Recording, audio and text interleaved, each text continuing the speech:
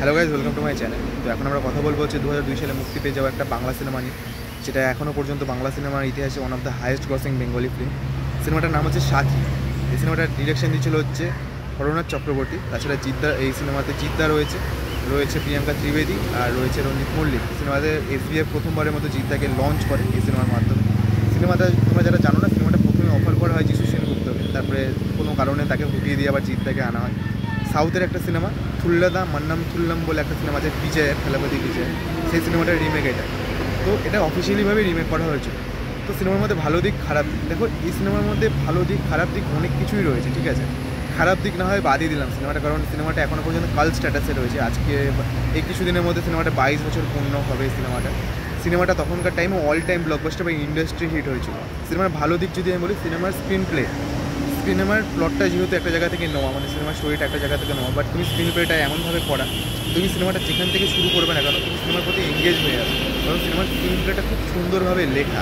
ওই জন্য তুমি সিনেমার প্রথম থেকে দেখো, সিনেমার মাঝখান থেকে দেখো, বা সিনেমার শেষের 20-25 মিনিট দেখো, সিনেমার প্রতি তুমি এঙ্গেজ হতে বাধ্য। কারণ এই সিনেমার স্টোরিটা খুব সুন্দর, আর স্ক্রিন প্লে যেভাবে ফ্রেম ইউজ করা হয়েছে, যে কালার গ্রেডিংটা ইউজ করা হয়েছে, সেই জিনিসগুলো খুব দুর্দান্ত, যে কারণে এই সিনেমার খুব এঙ্গেজিং আর স্ক্রিন প্লেটা খুব ভালো। সেকেন্ড, এই সিনেমার সবথেকে পজিটিভ সিনেমার পারফরমেন্স। এই সিনেমাতে জিদ্দার পারফরমেন্স সবথেকে ভালো। আমি বলবো আমার জিদ্দার এই সিনেমাতে জিদ্দার যে পারফরমেন্সটা রয়েছে সেটা সবথেকে বেশি হাইলাইট। তার যেভাবে হাব ভাব, তার যেভাবে অ্যাক্টিং করার স্টাইল, যেভাবে কথা বলছে, কিছু কিছু সিনে অ্যাকশন করছে, সেটা দারুণ দুর্দান্ত। একটা নন বেঙ্গলি ছেলে এসে বাংলায় এসে বাংলাতে কথা বলছে। প্রথমে ডিসাইড করা ছিল এই সিনেমাটা অন্য কাউকে দিয়ে ডাব করানো হবে, বাট তারপরে জিদ্দা এই সিনেমাটা ডাব করে, সেটাও তো অনেকে জানো না। বাট জিদ্দার পারফরমেন্স এই সিনেমার মধ্যে সবথেকে ভালো।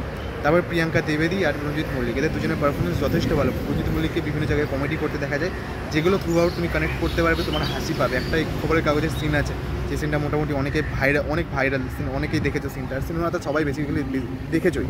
আমার মনে হয় পারফরমেন্সের দিক থেকেও সিনেমাটা দুর্দান্ত। সিনেমার থার্ড পজিটিভ পয়েন্ট লাগে, আর সবথেকে বড় পজিটিভ লাগে এই সিনেমার গান। এই সিনেমার গানগুলো যখন রিলিজ হয়, এটা তখন নাই করে 5 থেকে 6 লাখ ডিভিডি শুধু বিক্রি হয়েছিল। তাছাড়াও গানটার মানে বিশাল একটা হাইপ উঠেছিল। বিশেষ করে যে গানটা হচ্ছে, কী গানটার নাম ছিল, আমি গানটার নাম ঠিক ভুলে গেছি। গানটার নাম হচ্ছে ও বন্ধু তুমি শুনতে কি চাও। এই গানটা তখনকার টাইমে one of the biggest hit হয়েছিল। তাছাড়াও এই সিনেমার বাকি যে গানগুলো ছিল, সেই গানগুলো দারুণভাবে হিট হয়, যে কারণে এই সিনেমার গানের মাধ্যমে না প্রচুর লোক এই সিনেমার প্রতি এঙ্গেজড হয়। তো সিনেমার মধ্যে আরও ভালো দিক অনেক কিছু রয়েছে। সিনেমার যে অ্যাকশন কোরিওগ্রাফিংটা করা হয়েছে, বা সিনেমার গানগুলো যেগুলো দেখেছো, সেই গানগুলো যে ভিডিও ভিজুয়ালটা আছে, যেটা দেখছো তুমি ও বন্ধু তুমি শুনতে কি চাও, সেই ভিডিও ভিজুয়ালটা যেটা, সেটাও খুব সুন্দর। সিনেমার লাস্টের ক্লাইম্যাক্সটা সেটা খুব সুন্দর। সিনেমাটা যেভাবে শুরু হয়, দৌড়ে গিয়ে একটা ট্রেনের মধ্যে উঠছে, সেটাও দেখতে বেশ ভালো লাগে। সিনেমাটা খুব ভালোভাবে একটা প্রিমিয়ামনেস দিয়েছিল সিনেমাটা। তখনকার টাইমে মোটামুটি এটা মনে হয় 1 কোটি কি 1.5 কোটির কাছাকাছি একটা বাজেট দিয়ে বানানো হয়েছিল, যেটা 9.37 CR কালেকশন করেছিল। তো নেগেটিভ দিক যদি আমি বলি, সিনেমা তুমি যখন দেখবে নেগেটিভ দিক চোখে পড়লো না, সেগুলোকে তোমার ইগনোর করতে ইচ্ছা, কারণ সিনেমাটার স্টোরি আর স্ক্রিন প্লেটা এতটা সুন্দর। তো আমি সিনেমার নেগেটিভ দিক দিয়ে বলছি না, সিনেমাটা 22 বছর পূর্ণ হয়েছে যেহেতু, আমি অত নেগেটিভ দিকে যাচ্ছি না। আমার ওভারঅল এই সিনেমাটা খুব ভালো লাগে। আমার এই সিনেমার সাথে অনেক স্মৃতি জড়িয়ে আছে। তোমাদেরও যদি কোনো স্মৃতি কিছু জড়িয়ে থাকে সিনেমার প্রতি, তোমরা কমেন্টে জানো। আর রিভিউটা যদি ভালো লেগে থাকে, নতুন রিভিউ করা শিখেছি, একটু ফম্বল করছি, বাট ডেফিনেটলি পরে গিয়ে হয়তো আরও বেটার করবো।